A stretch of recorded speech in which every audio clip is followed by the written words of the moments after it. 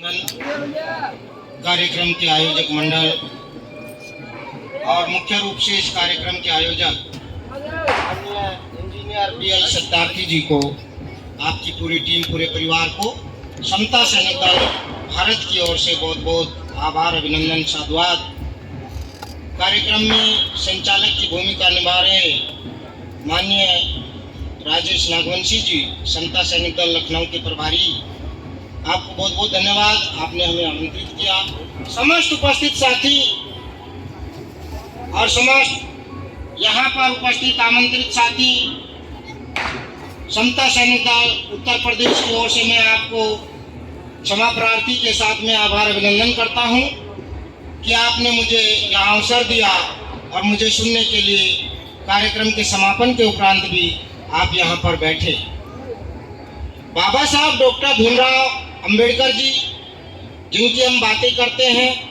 जिनका नाम लेते हैं और हर रोज हम सुबह से लेकर शाम तक अंबेडकरवादी के रूप में जय भीम, जय भारत, नमो बुद्धाय करते हैं। साथियों, मैं बस इतना बताना चाहूँगा कि यदि हम बाबा साहब के सिपाही हैं, यदि हम वास्तव में अंबेडकरवादी हैं और बाबा साहब को मानते हैं,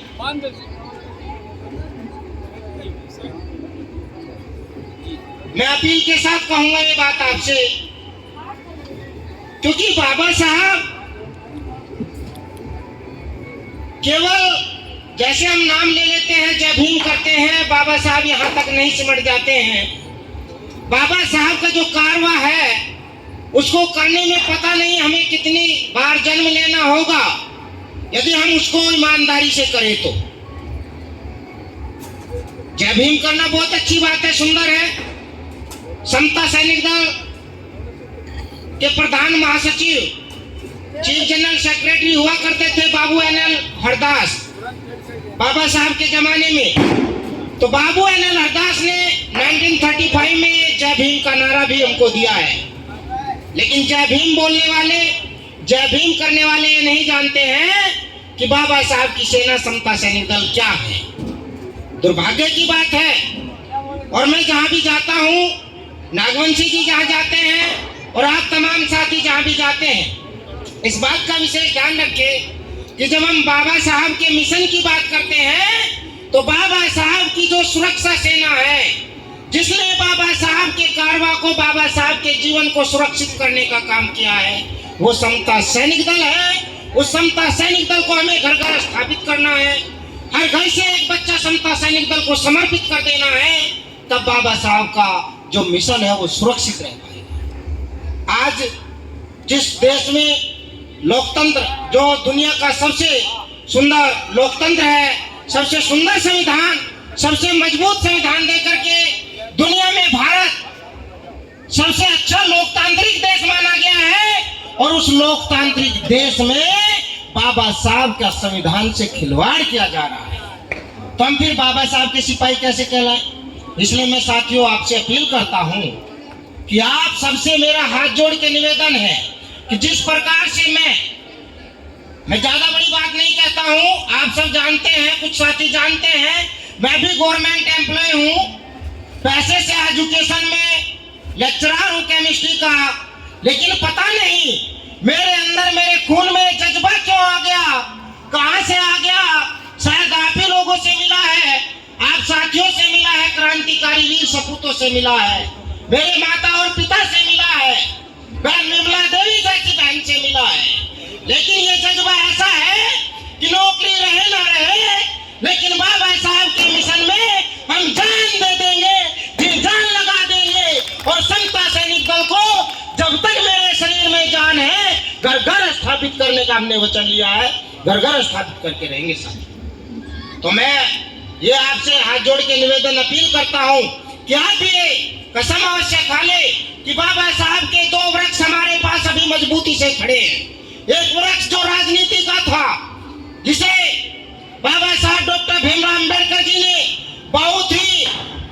इच्छाओं के साथ, बड़ी आवश्यकता, उसमें संभावनाओं के साथ में बाबा साहब ने खड़ा किया था, वो वृक्ष हमारा कमजोर हो गया। लेकिन बाबा साहब का दिया हुआ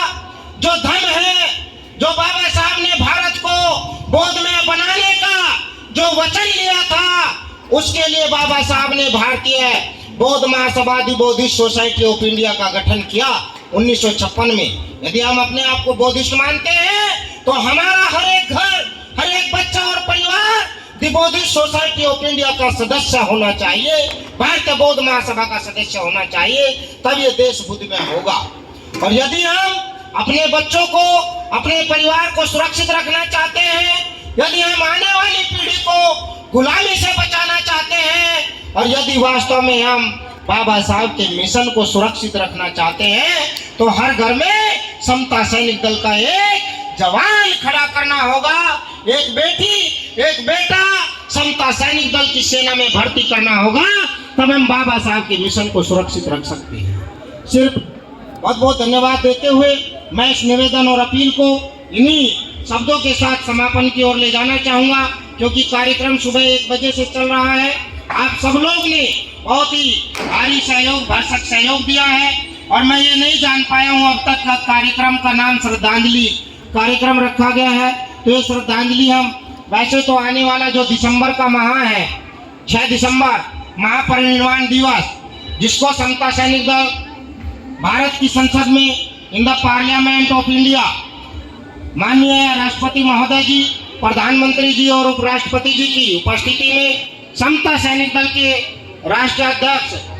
हर वर्ष 6 दिसंबर और 14 अप्रैल को आपकी संसद भवन में बाबा साहब को पुष्पांजलि अर्पित करते हैं, श्रद्धांजलि अर्पित करते हैं। आने वाले 6 दिसंबर में भी समता सैनिक दल हजारों सैनिक और सैनिकाओं के साथ माननीय राष्ट्रपति जी की उपस्थिति में, माननीय प्रधानमंत्री जी की उपस्थिति में दिल्ली में श्रद्धांजलि देने जा रहा है। मैं आप सबको आमंत्रित करता हूं, जो साथी संसद भवन में बाबा साहब की प्रतिमा को श्रद्धांजलि देना चाहते हैं, वो वहां संसद भवन में, पार्लियामेंट में जाना बहुत आसान खेल नहीं होता, सभी लोग वहां नहीं जा सकते हैं। और केवल भारत का एकमात्र संगठन है समता सैनिक दल, जिसको 3 बार राष्ट्रपति अवार्ड मिल चुका है, और हर 14 अप्रैल और 6 दिसंबर को राष्ट्रपति जी से पहले समता सैनिक दल के राष्ट्रीय अध्यक्ष बाबा साहब की प्रतिमा को पुष्पांजलि करते हैं। ये आपको गौरव है, ये हमें गौरव है, ये बाबा साहब की सेना को गौरव है। तो मैं आप साथियों से अपील करता हूं, और 6 दिसंबर पूर्व अभी जो एक कार्यक्रम रखा गया है, हम आप सबकी तरफ से समता सैनिक दल की ओर से बाबा साहब के चरणों में श्रद्धांजलि अर्पित करते हैं। बहुत बहुत साधुवाद, नमन, आभार, धन्यवाद आप साथियों।